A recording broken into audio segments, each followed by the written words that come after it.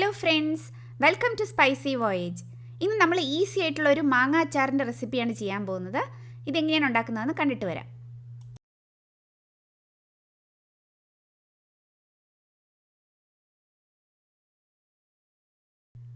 അച്ചാർ ഉണ്ടാക്കാനായിട്ട് ഇവിടെ 1/2 കിലോ പച്ചമാങ്ങയാണ് എടുത്തിരിക്കുന്നത്. ഇത് നന്നായിട്ട് കഴുകി തുടച്ചതിന് ശേഷം ഇതുപോലൊരു പാത്രത്തിൽ കുറച്ച് നേരം ഓപ്പൺ ആക്കി വെച്ചിരുന്നു. ഇപ്പോൾ വെള്ളമൊക്കെ ഉണങ്ങി നന്നായിട്ട് ഡ്രൈ ആയിട്ടുണ്ട്.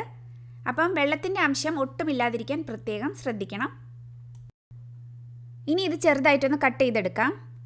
അച്ചാറിന് വേണ്ടി മാങ്ങ എടുക്കുമ്പോൾ എപ്പോഴും നല്ല പുളിയുള്ള മാങ്ങ വേണം എടുക്കാനായിട്ട്.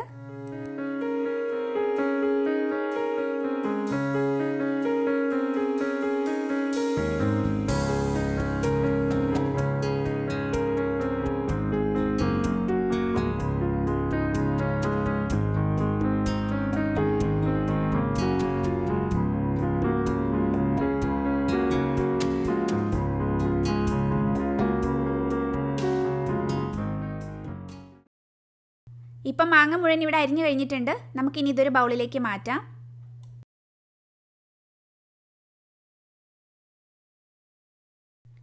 ഇനി ഈ മാങ്ങയിലേക്ക് ആവശ്യത്തിനുള്ള ഉപ്പിട്ട് കൊടുക്കാം.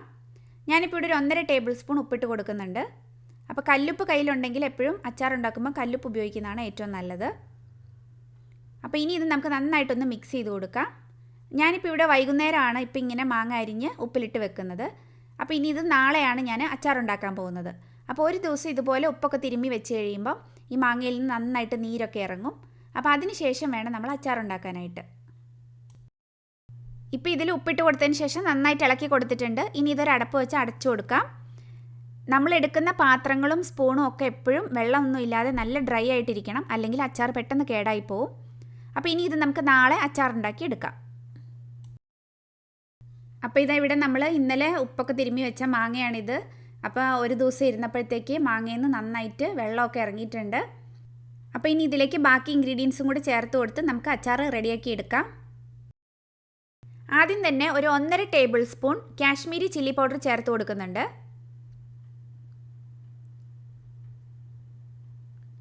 പിന്നെ ഒരു 1 ടീസ്പൂൺ എരിവുള്ള മുളക് പൊടിയാണ് ചേർക്കുന്നത്.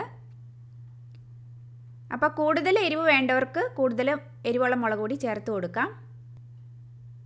പിന്നെ ഒരു 1/4 ടീസ്പൂൺ മഞ്ഞൾപ്പൊടി ചേർക്കാം.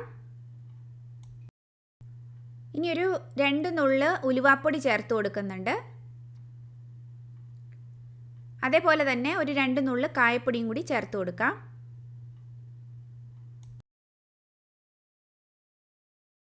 നമ്മളിത് ഇപ്പം തന്നെ ഇളക്കി കൊടുക്കുന്നില്ല.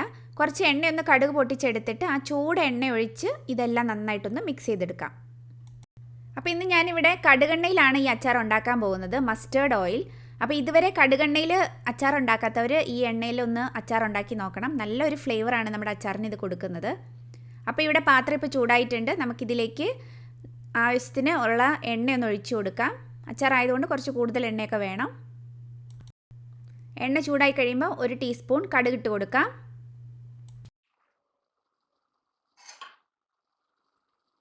കടുകെണ്ണ ആയതുകൊണ്ട് കടുക് പൊട്ടി വരാൻ കുറേ സമയം എടുക്കുന്നുണ്ട്.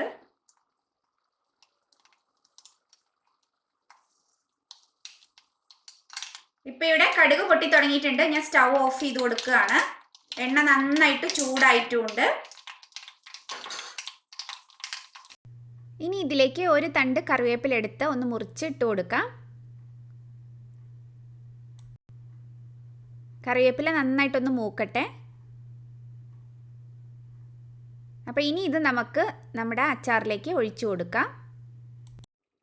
ഇനി നല്ല ചൂടായ എണ്ണ ഇതുപോലെ നമ്മുടെ ഈ പൊടികളിലേക്ക് കുറേശ്ശെ ഒഴിച്ചു കൊടുക്കാം. മുഴുവനും നമ്മളിന്ന് ഈ എടുത്ത എണ്ണ മുഴുവൻ നമ്മൾ ഒഴിച്ചു കൊടുക്കും.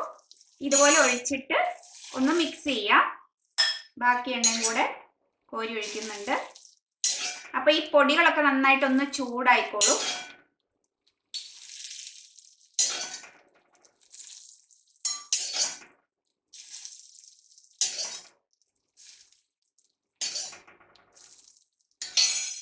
എണ്ണ ഇവിടെ മുഴുവൻ ഒഴിച്ചു കൊടുത്തിട്ടുണ്ട്.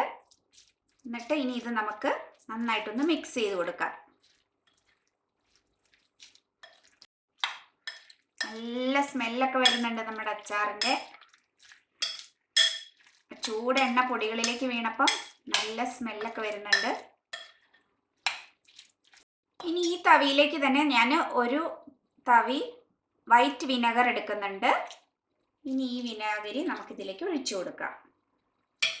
ഇനി ഇത് നന്നായിട്ടൊന്ന് മിക്സ് ചെയ്യാം. ഇതിൻ്റെ അളവ് ഒരു 1/4 കപ്പ് വിനാഗിരി, ആ കപ്പിൻ്റെ അളവ് പറയുകയാണെങ്കിൽ. ഇനി ഇത് നന്നായിട്ട് മിക്സ് ചെയ്യാം. എന്നിട്ട് നമുക്ക് ഇതിൻ്റെ ടേസ്റ്റ് ഒന്ന് നോക്കണം, ഉപ്പൊക്കെ പാകത്തിനുണ്ടോ എന്നൊന്ന് നോക്കണം. ഈ വിനാഗിരിയൊക്കെ ചേർത്തിരിക്കുന്നതുകൊണ്ട് നമ്മുടെ അച്ചാർ കേടൊന്നും ആയി പോകത്തില്ല. അപ്പം നല്ല എളുപ്പത്തിൽ നമുക്കുണ്ടാക്കാവുന്ന ഒരു മെത്തേഡാണിത്.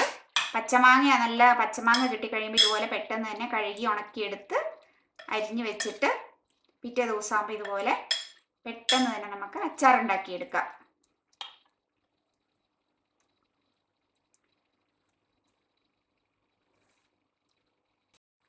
നല്ല സൂപ്പർ അച്ചാറാണ് കേട്ടോ. എന്നാ ടേസ്റ്റാ.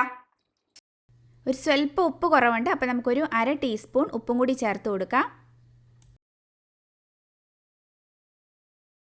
നന്നായിട്ട് ഒന്ന് ഇളക്കി യോജിപ്പിക്കാം. ഇത് നല്ല ഉണങ്ങിയ ഒരു കുപ്പിയിലാക്കി സൂക്ഷിക്കാം. എപ്പോഴും ഒരു ഉണങ്ങിയ സ്പൂൺ ഉപയോഗിച്ച് മാത്രം അച്ചാർ എടുക്കുക, അപ്പോൾ കേടൊന്നും ആവത്തില്ല.